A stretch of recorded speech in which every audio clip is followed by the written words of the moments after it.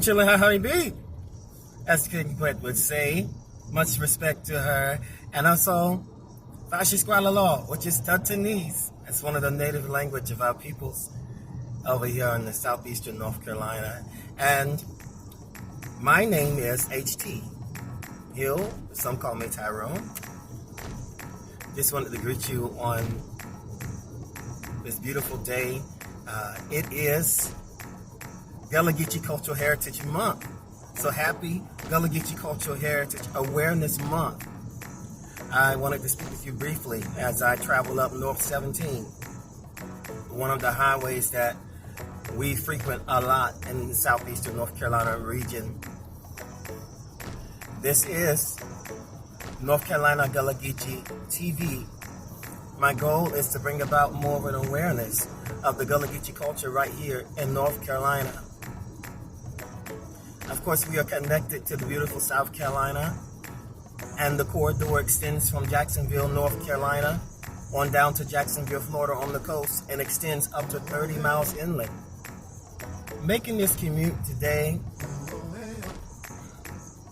I mean, it's a normal part of our lives down here. It's amazing to me how it parallels with history, and studying into the history books and the county history. Our ancestors also made the same commute on North 17 to get to the city of Wilmington. And so, though much has changed, much has stayed the same. And have you heard the saying, sometimes the more things change, the more things stay the same? Well, of course, we don't go to Wilmington on boats, and we don't go to Wilmington on carriages. But North 17 takes us to Wilmington. And much of traces of our ancestry are still here within the region. And so I wanted to encourage a celebration of who we are and our heritage. The Gullah Geechee, unless you've been studying, you may not know, the Gullah Geechee are the living descendants of the kings and queens that were taken from Africa and made slaves.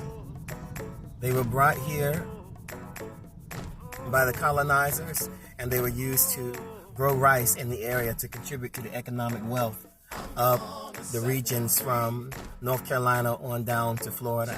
Now, for years, North Carolina was not included in the Gullah Geechee corridor, but Queen Quet fought to have us included. And I'm going to tell you how I'm connected. And many people within this region are connected, not just me, but I know my story.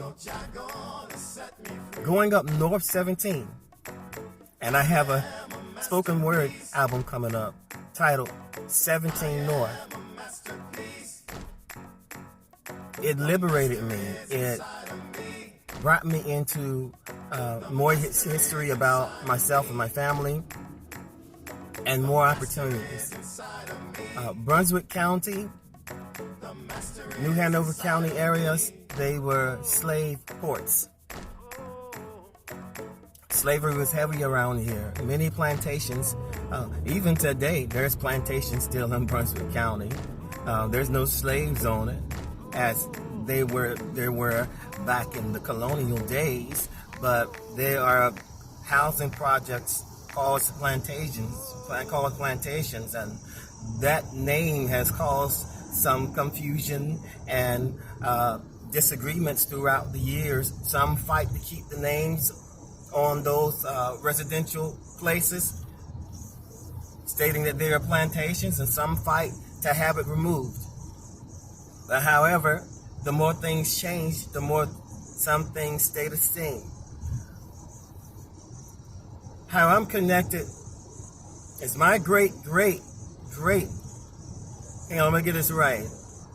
So my grandma is Gertie Florence Hill. Her mother, my great-grandmother, Ruth J. Eagles, and my great-great-grandfather is the father of Ruth J., and his name was Solomon Eagles. He established many of the area's churches that have been here for many, many years. Some of the oldest churches my great-great-grandfather established. But Solomon Eagles The Eagles family came out from Eagle Island, which is the resting place of the USS Battleship Wilmington. For years, we crossed this place, going across the Cape Fear Memorial Bridge up 17 North, did not even realize it was an island. Thankful to the Creator, thankful to Yahweh, and for how my musical journey has brought me to this place of discovery. And some of the descendants around me, especially in the the Southport area, still carry the last name Eagles. The Eagles peoples were Gullah people, and they were brought up from Goose Creek, South Carolina, Charleston area, by Richard Eagles to No Man's Land, which is now called Eagle Island, named after Richard Eagles. Of course, the families there took the Eagle last name. We are also a mix of Native American blood because there are Indian tribes here in Brunswick County, which was then called Chicora by the Indian name. There's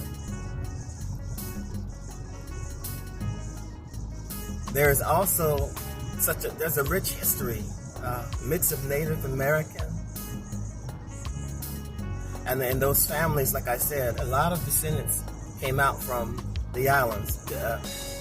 Eagle Island is the only Gullah Geechee island in North Carolina. A lot of people also don't know that Barbadians, people from Barbados, their first site of American soil was Brunswick County. Brunswick County was a slave port. I say again, and a lot of people don't know that. A lot of them think that it was just Charleston that slaves were dropped off at. No. Brunswick County, New Hanover County, and all the way up to Fayetteville. Slaves were brought in, they were dropped off in these plantations up through here. And even some of the roads here in Brunswick County, the names of the roads are still named after the plantation owners. So these people that were captured and then brought here to grow rice, they did what they could to preserve the culture that they knew, even though they were being immersed and placed into a new culture that they were forced to accept or tolerate.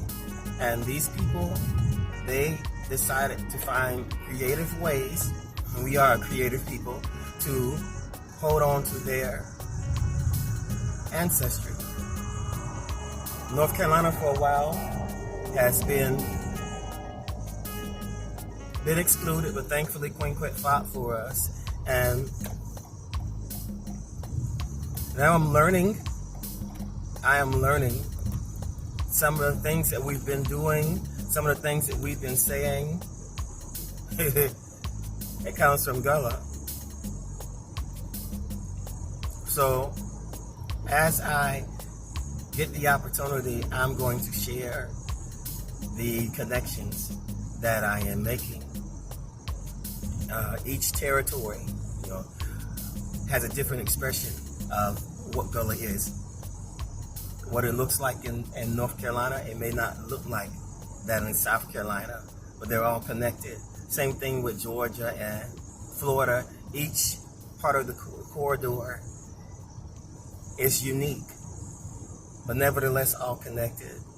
So that's all I'm going to talk about so far. But remember, all month is Gullah Geechee Culture Awareness Appreciation Month.